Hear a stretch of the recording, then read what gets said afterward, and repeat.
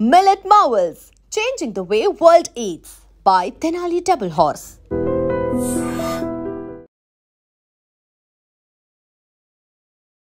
I dream ప్రేక్షకులకి నమస్కారం అండి.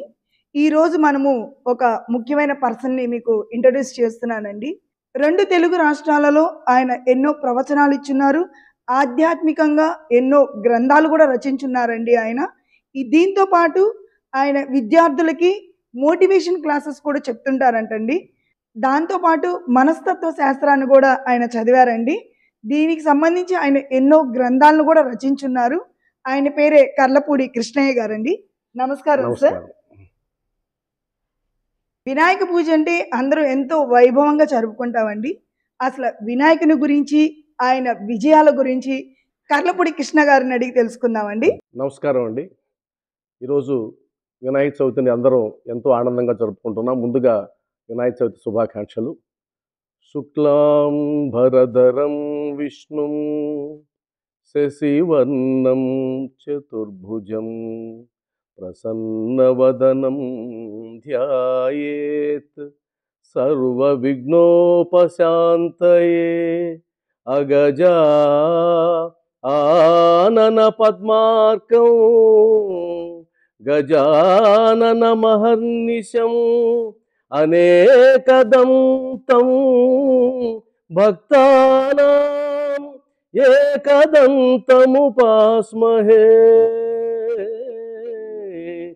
ఏకదంతముపాస్మహే.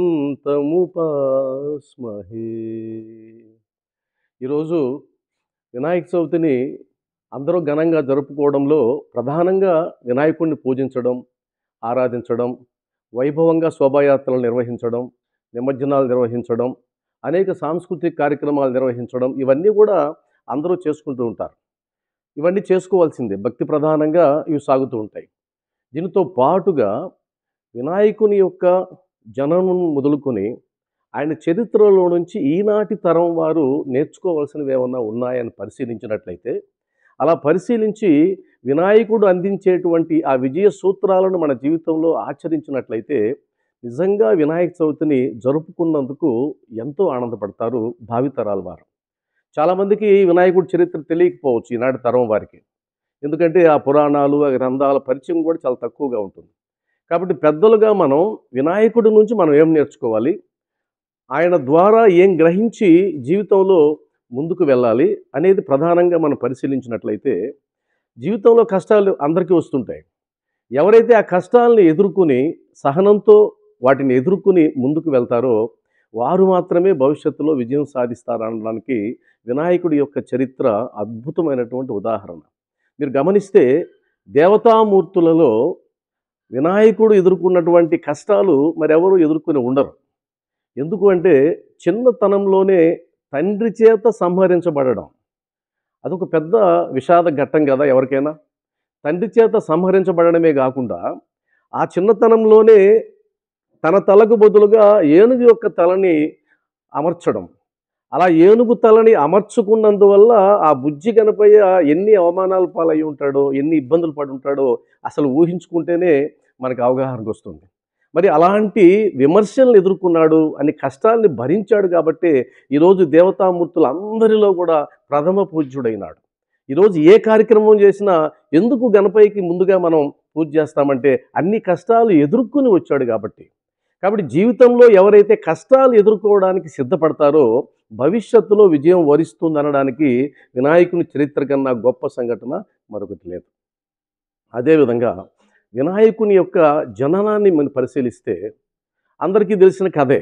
పార్వతీమాత స్నానాల గదికి వెళ్తూ సున్నిపిండితో పసుపుతో కలిపి ఒక చిన్న బాలుడిని తయారు చేసింది. ఆ బాలుడికి ప్రాణం పోసి ఆ బాలుడికి ఒక బాధ్యతను అప్పగించింది. అదేంటి అంటే స్నానం పూర్తయ్యేంత వరకు ఎవరిని లోపలికి అనుమతించకూడదు అన్నది ఆ కర్తవ్యం. ఆ కర్తవ్యాన్ని ఎంత అద్భుతంగా ఆ వినాయకుడు ఆ బుజ్జి గణపతి నిర్వహించాడంటే చివరికి తన కన్న తండ్రి అని తెలియకపోయినా పరమశివుడు వచ్చి దారిమ్మన్నా కూడా నేను ఇవ్వను అని నిరాకరించాడు. అంటే ఆ కర్తవ్య పాలన చేసినందువల్ల చివరికి తన ప్రాణాన్నే పోగొట్టుకున్నాడు. అయినా కూడా జంకలేదు. కాబట్టి ఒక కర్తవ్యాన్ని మనం తీసుకున్నప్పుడు, ఒక బాధ్యతను మనం తీసుకున్నప్పుడు ఆ బాధ్యతని ఏ విధంగా నిర్వర్తించాలనడానికి వినాయకుడి కంటే ఆదర్శం మరొకరు లేరు. ఈరోజు ఎన్నో ఉద్యోగాలు చేస్తుంటాం, ఎన్నో వ్యాపారాలు చేస్తుంటాం, ఒక బాధ్యతను తీసుకుంటాం. ఆ బాధ్యతను నిర్వర్తించే క్రమంలో ఏదైనా చిన్న అడ్డంకి వచ్చిందంటే, సమస్య వచ్చిందంటే బెంబేలు ఎత్తిపోయి మనం దాంట్లోంచి పక్కకు వచ్చేస్తూ ఉంటాం. అలాగా చిన్న వయసులోనే పెద్ద బాధ్యతని తల్లి అప్పగిస్తే ఆ బాధ్యతని నిర్వర్తించి ఈరోజు చరిత్రలో నిలబడిపోయాడు. కాబట్టి కర్తవ్యాన్ని నిర్వర్తించడంలో వచ్చే కష్టాలని ఎదుర్కోవాలి అనడానికి వినాయకుడి యొక్క జననమే గొప్ప ఉదాహరణ. ఆ విధంగా చూస్తే మరొక ఘట్టాన్ని తీసుకున్నట్లయితే గణాధిపత్యం ఎవరికి ఇవ్వాలి అన్నటువంటి ఒక సందర్భం వచ్చినప్పుడు పరమేశ్వరుడు తన ఇద్దరు కుమారులైనటువంటి వినాయకుడికి సుబ్రహ్మణ్య స్వామికి ఒక పోటీ పెడతారన్న విషయం అందరికీ తెలిసిన కథే. అంటే లోకాన్ని ఎవరైతే ముందు చుట్టి వస్తే వారికి గణాధిపత్యం ఇస్తాం. ఆ పోటీ పరీక్ష పెట్టిన తర్వాత ఈయనకేమో చిన్న ఎలుక వాహనం, ఆయనకేమో మయూర వాహనం, నెమలి వాహనం చాలా వేగంగా పరిగెత్తుతుంది. ఎప్పుడైతే ఆ పోటీ గురించి విన్నాడో కార్తికేయుడు సుబ్రహ్మణ్య స్వామి వెంటనే నెమలి వాహనం వ్యక్తి పరిగెత్తాడు. కానీ వినాయకుడు బుద్ధితో ఆలోచించాడు. బుద్ధితో ఆలోచించి తనకున్న ఎలుక వాహనంతో సుబ్రహ్మణ్య స్వామితో పోటీ పడడం అసంభవం. అందువల్ల శరీర బలాంతో పాటుగా బుద్ధిని జోడించకపోతే కొన్ని విషయాల్లో మనం ఓడిపోతాం.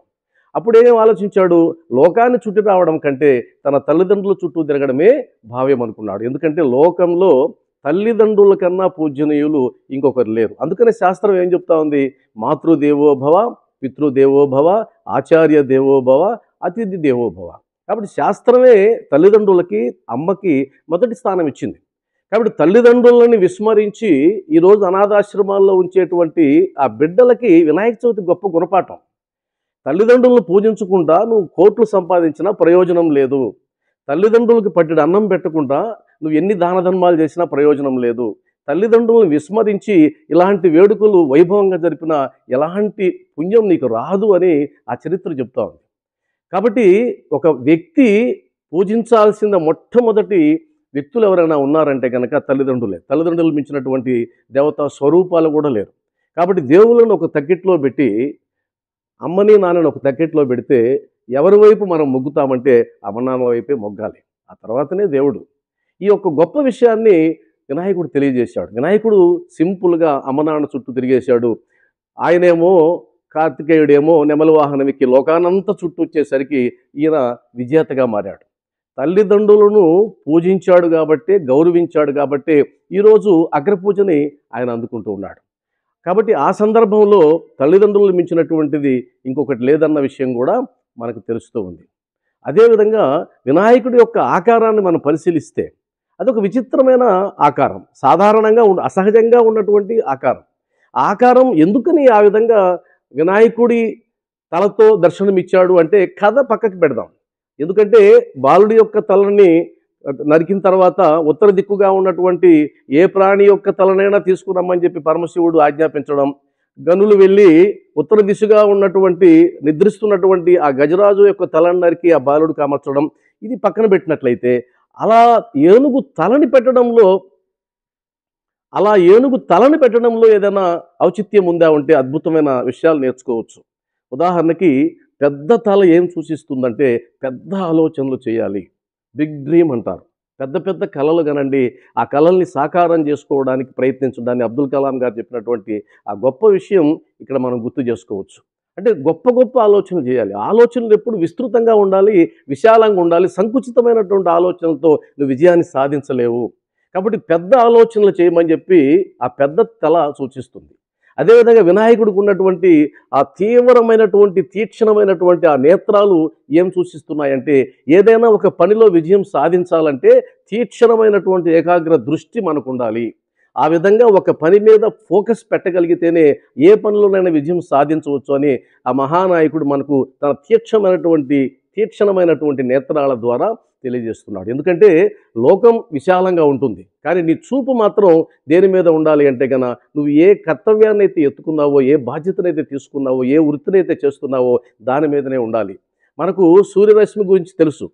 కోట్ల కిలోమీటర్ల దూరంలో ఉన్నా కూడా సూర్యుడి యొక్క వేడి భూగోళం మీద పడుతూ ఉంది. కానీ ఎప్పుడైతే మనం ఒక భూతద్దం ద్వారా ఆ వేడిని ఒకదాని వైపే ఫోకస్ చేశామో ఆ కాగితం కూడా కాలిపోయినటువంటి ప్రయోగాలు చిన్నతనం నుంచి మనం చేస్తున్నాం. కాబట్టి చేసే పని మీద తీవ్రమైనటువంటి దృష్టి ఉండాలి అన్నది వినాయకుడి నుంచి మనం నేర్చుకోవచ్చు. మరొక విషయం ఏంటంటే చెవులు, పెద్ద చెవులు ఇచ్చారు, వినాలి. ఇప్పటి కాలంలో వినడం తగ్గిపోయింది. పెద్దల మాట వినడం లేదు, గురువుల మాట వినడం లేదు. ఈ రాబోయే తరం ఇంకా ఎలా ఉంటుందో భయం వేస్తూ ఉంటుంది. ఎవరి మాట వినడం లేదు. ఐ నో సిండ్రోమ్, నాకు తెలుసు అనేటువంటి వ్యాధి ప్రబలిపోతూ ఉంది ఇప్పటి తరంలో ముఖ్యంగా. కాబట్టి వినాయకుడి నుంచి ఏం నేర్చుకోవాలంటే వినాలి, పెద్దలు చెప్పిన మాట వినాలి, గురువులు చెప్పిన మాట ఇవ్వాలి, గురువులు చెప్పిన మాట వినాలి. వినదగును ఎవ్వరు చెప్పినా వినినంతనే వేగపడక వివరింపదగును, కానీ కళ్ళ నిజము తెలిసిన మనుజుడే పో నీతిపరుడు మహిళో సుమతి అన్నట్టుగా వినడం నేర్చుకోవాలి. వింటేనే నువ్వు స్పందించగలవు. అదేవిధంగా నవవిధ భక్తుల్లో మొట్టమొదట శ్రవణానికే ప్రాధాన్యత ఇచ్చారు. శ్రవణం తర్వాతే మిగతావన్నీ కూడా. కాబట్టి ఎవరైతే ఎక్కువగా వింటారో వాళ్ళు ఎక్కువగా నేర్చుకుంటారు. కాబట్టి ఎక్కువ వినాలి, తక్కువ మాట్లాడాలి. ఇది వినాయకుడి యొక్క ఆకారం నుంచి మనం నేర్చుకోవచ్చు. ఇదే కాకుండా అనేక విషయాలు ఉన్నాయి. మనం క్లుప్తంగా చెప్పుకుంటున్నాం కాబట్టి వినాయకుడు ఆకారం నుంచే మనం ఎన్నో విషయాలు నేర్చుకోవచ్చు. ఇంకా ముఖ్యమైనది వినాయకుడి యొక్క వాహనం. అంత పెద్ద భారీ శరీరం ఏంటి, అంత చిన్న వాహనం మీద ఎలా కూర్చోగలుగుతున్నాడని ఈనాటి తరానికి అనేక సందేహాలు ఉంటాయి. అది ఒక తమాషాగా అనుకుంటారు. కానీ వాస్తవానికి వినాయకుడికి అష్టసిద్ధులు స్వాధీనం అంటారు. అష్టసిద్ధులు ఏవైతే ఉన్నాయో అవి వినాయకుడికి సొంతం. ఆ అష్టసిద్ధులలో ఒకటి లఘిమ అనేటువంటి సిద్ధి. ఈ లఘిమ అనేటువంటి సిద్ధి వల్ల వినాయకుడు తన శరీరాన్ని దూది పింజంత తేలికగా చేసుకోగలిగినటువంటి సమర్థుడు. కాబట్టి ఎలుక మీద ఆయన హాయిగా కూర్చోగలడు. ఆయనకి శక్తి ఉంది, సిద్ధి ఉంది కాబట్టి అదొక కారణం. అది కాకుండా వ్యక్తిత్వ వికాస కోణంలో మనం పరిశీలించినట్లయితే ఎలుక దేనికి చిహ్నం అంటే చంచలమైనటువంటి మనసుకి చిహ్నం ఎలుక. అది ఒక చోట కుదురుగా ఉండదు, అది వెళ్ళిపోతూ ఉంటుంది, ఇటు అటు వెళ్ళిపోతూ ఉంటుంది. ఏ పని అయితే చేయకూడదో ఆ పనే చేస్తుంది. తన వల్ల అనేక మందికి ఇబ్బంది కలిగిస్తూ ఉంది. అది ఎలుక యొక్క సహజ లక్షణం, మనసు యొక్క సహజ లక్షణం కూడా అదే. కాబట్టి ఆ చంచలమైన మనస్సుని ఎవరైతే నియంత్రించగలరో వారే విజేత. విశ్వ విజేత కావాలన్నా లేదా నువ్వు చేసేటువంటి పనిలో విజయాన్ని సాధించాలన్నా మొట్టమొదట చంచలమైనటువంటి ఆ మనస్సుని నువ్వు కంట్రోల్ చేయాలి. కాబట్టి వినాయకుడు ఆ చంచలత్వమే ప్రధానంగా కలిగినటువంటి ఆ మూషికాన్ని, ఎలుకని ఆయన నియంత్రిస్తూ ఉన్నాడు. అలా నియంత్రించడం అనేది గొప్ప విజయ సూత్రం. ఎవరైనా సరే ఎవరైతే మనసుని జయిస్తారో వారే విజేత. చాలామంది విజయం సాధించలేకపోవడానికి, ఫెయిల్ కావడానికి ప్రధానమైన కారణం వారి మనసే.